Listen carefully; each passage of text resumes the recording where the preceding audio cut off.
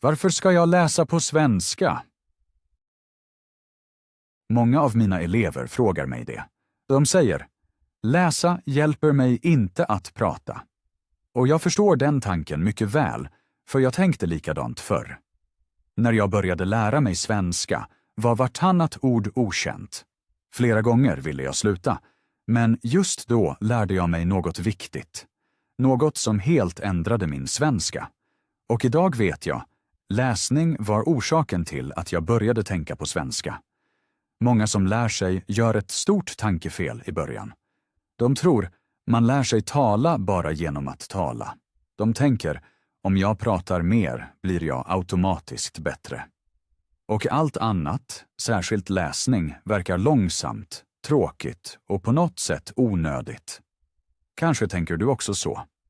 Kanske har du ofta sett en bok eller text på svenska och tänkt, det är för svårt. Det hjälper mig inte att prata. Jag översätter ändå allt i huvudet. Precis den tanken hör jag ofta från mina elever. Och ärligt talat hade jag den själv också. Läsning känns i början som stillastående. Du sitter där, läser långsamt, förstår lite och frågar dig, varför gör jag detta? Därför vill jag fråga dig kort. Läser du på svenska eller undviker du det? Var ärlig mot dig själv. Många undviker läsning eftersom den gör oss osäkra. Men just här börjar något viktigt. För detta tankefel håller många tillbaka länge. I den här videon vill jag visa varför läsning inte är en omväg utan en nyckel. Och varför just här din svenska kan börja förändras på riktigt. I början av min svenskresa såg min verklighet exakt ut så. Jag hade mina första texter på svenska framför mig och kände mig som i dimma. Jag läste varje mening mycket långsamt. Efter 2-3 ord var jag tvungen att stanna. Vissa meningar läste jag 3 gånger och förstod ändå inte riktigt. Det gjorde mig frustrerad. Jag kände mig osäker och jämförde mig ofta med andra. Jag såg hur snabbt de läste, hur lätt de pratade och tänkte, något är fel på mig. I mitt huvud kom samma tanke om och om. Jag är dålig på språk. Kanske har jag ingen talang för det. Kanske är svenska helt enkelt för svårt för mig. Den tanken följde mig länge och gjorde mig mindre än jag var. Jag ville ibland ge upp eftersom jag tänkte att jag aldrig når den nivån. Men idag vet jag någonting som då skulle ha ändrat allt. Problemet var inte min intelligens. Problemet var inte min motivation. Och det var inte heller min hjärna. Det var inte mitt problem. Vändpunkten kom tyst, nästan obemärkt. Jag fortsatte att läsa, även om det var svårt. Och plötsligt la jag märke till saker. Vissa ord dök upp om och om igen. I början slog jag upp dem varje gång. Då märkte jag, det här ordet känner jag ju. Jag behövde inte längre leta i ordboken. Jag förstod det bara, eftersom jag hade sett det så ofta. Precis där startar något viktigt i hjärnan. Den börjar känna igen mönster.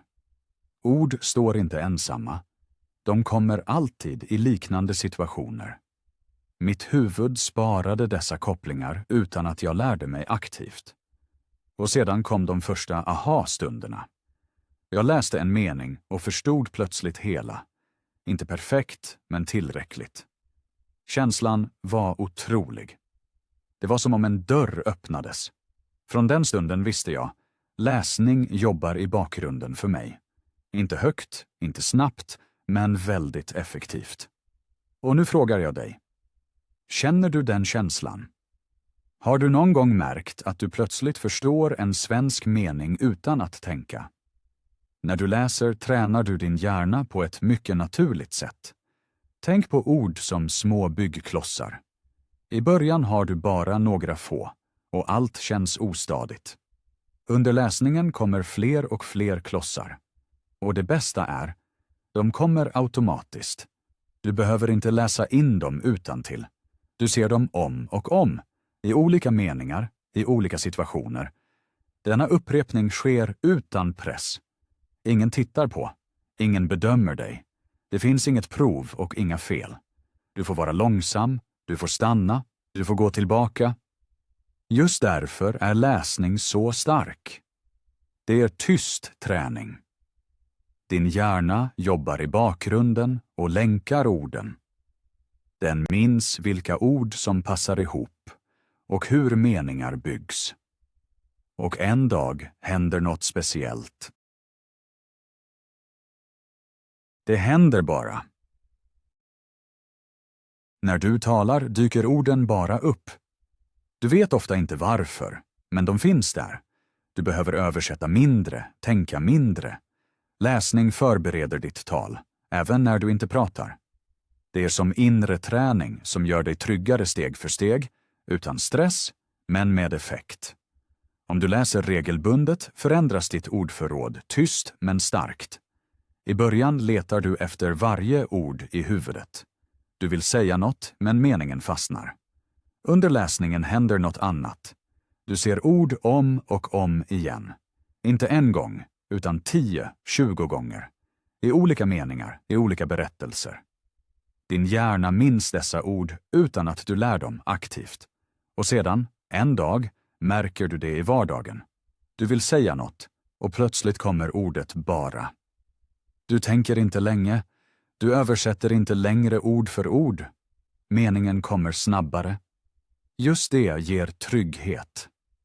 Jag minns ögonblicket då jag första gången sa en hel mening utan att stanna i huvudet. Det var inget speciellt, bara en vanlig mening, men för mig var det ett jättesteg. Jag visste, något har förändrats. Och det kom inte från utantillpluggande, utan från läsning. Ta nu en kort paus.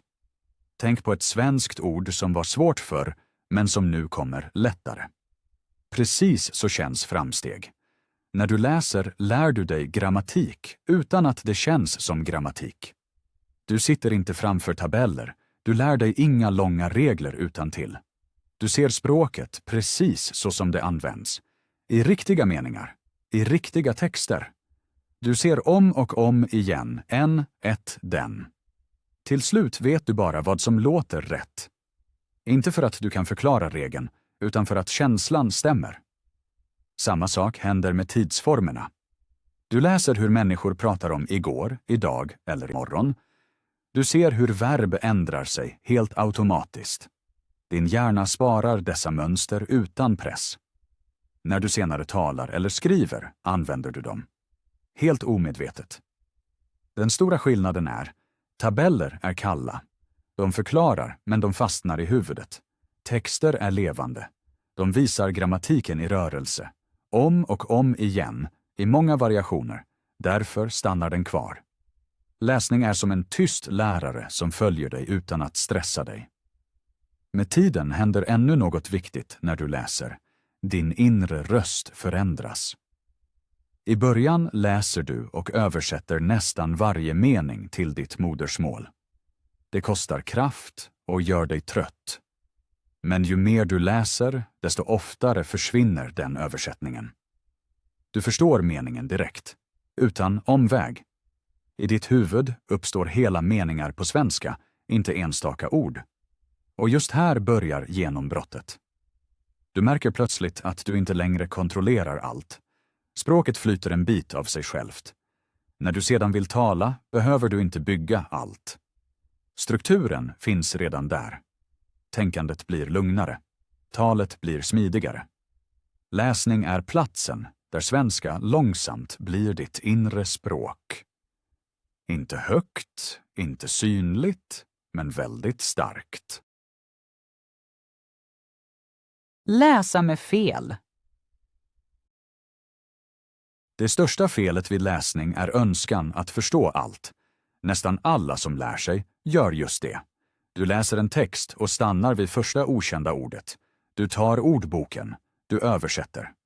Sedan läser du vidare till nästa ord du inte känner. Stopp igen.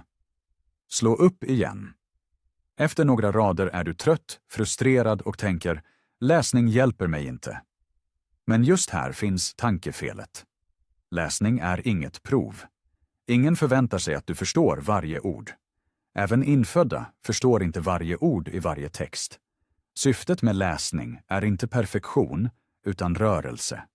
Din hjärna behöver flöde. Om du stannar hela tiden bryter du flödet. Då kan ditt huvud inte se mönster. Det ser bara enstaka ord, inga samband. För mycket ordbok är som en broms. Det känns flitigt, men stoppar lärandet. Mycket bättre är att läsa vidare, även om du inte förstår allt. Ofta förklarar nästa mening ordet själv. Ibland behöver du inte ens ordet för att förstå texten. Och ibland ser du betydelsen först tredje eller fjärde gången du läser. Just så lär sig hjärnan bäst. Läsning får vara ofullkomlig. Du får hoppa över ord. Du får gissa. Du får förstå ungefär. Det är inget fel, det är vägen. När du lär dig läsa med osäkerhet blir läsningen plötsligt lättare. Du stannar längre i texten.